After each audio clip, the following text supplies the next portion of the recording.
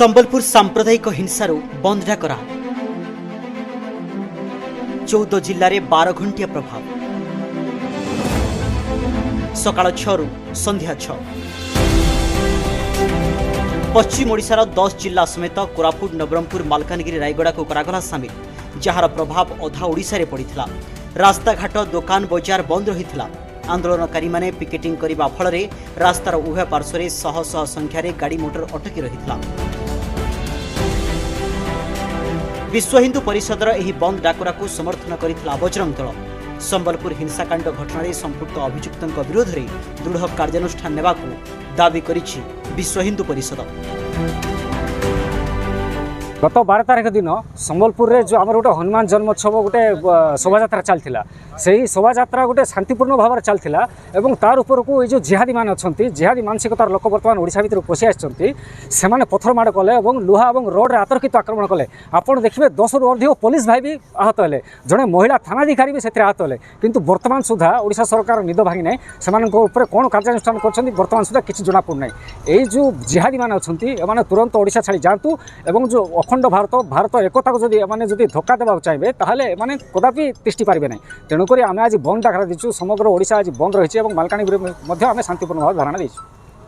आगामी दिन देखु आम ये बंद द्वारा गोटे मेसेज देवा चाहूँ सरकार को जे कड़ारू कड़ा कार्यानुष्ठान नि जाओ, जो मैंने दोषी से फांसी दंड भी दि जाओ।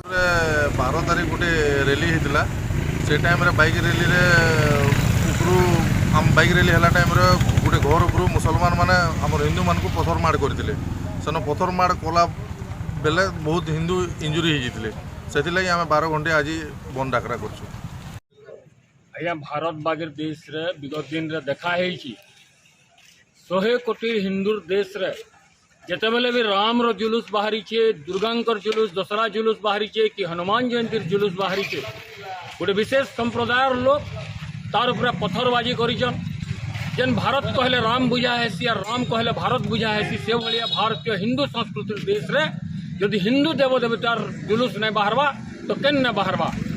सेपटे विश्व हिंदू परिषदर 12 घंटिया बंद पालन को समर्थन करिथिला बीजेपी। साधारण लोकों को सुरक्षा देवा सरकार कर्तव्य हेले ताहा करि पारि नाहंती, जहा चिंताजनक बोली कहिसेंती बीजेपी राज्य सभापति मनमोहन सामल।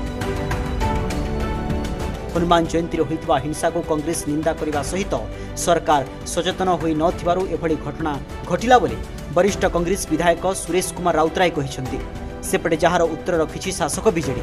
दलर वरिष्ठ विधायक प्रफुल्ल सामल कहिसेंती जे राज्यवासी को सुरक्षा देवा मुख्यमंत्री काम, लोकों को सुरक्षा देवा आम दलर कार्य। दल सबुबेले शांति रे विश्वास करे बोली नेता कहिसेंती। तुम्हें साहाय्य मागी पार 2 दिन सफिशिएंट टाइम अच्छे, तुम्हें डेवलपमेंट कर एवं रामनवमी जमती होउछि सेमती भद्रक रह ये कथा मध्य राज्य सरकार करि पारथा। 12 तारीख घटना जो भाव में घटला, जो अभावन घटला एवं जो दुखदायी घटना घटला एवं समस्त आम समस्त संबलपुर भली जगार एभली घटना सरकार जो दायित्व हो आईन श्रृंखला रक्षा करवा, सुरक्षा साधारण लोक सुरक्षा देवा साधारण लोक सरकार कर्तव्य।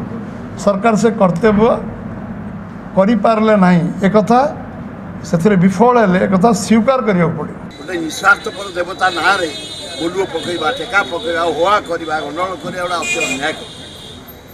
सरकार से संचय सचेतन हवा दरकार, खाली कॉन्फी कर दे गोटे हवा करिया उचित तेज मूलू देख आईन श्रृंखला कहीं हवाक जाऊँगी। आम अंचल रामलीला 20 दिन चली सब गाँव मुसलमान गाँव शांतिपूर्ण हनुमान कौन आज पूजा हो आम जन्म है बेले राम लक्ष्मण सीता हनुमान पूजा कर असम्मान हो प्रति झमेला।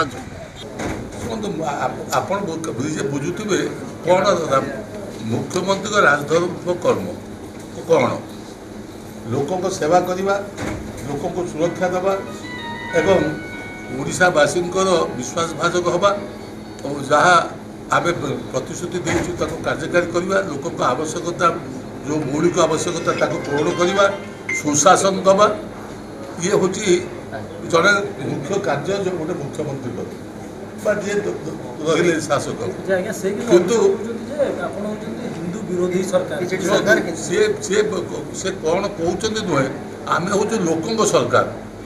सेपटे धीरे धीरे संबलपुर को फेरुछि शांति। लोकों असुविधा को दृष्टि रखी पुणी कर्फ्यू को कोहल करा जाइछि।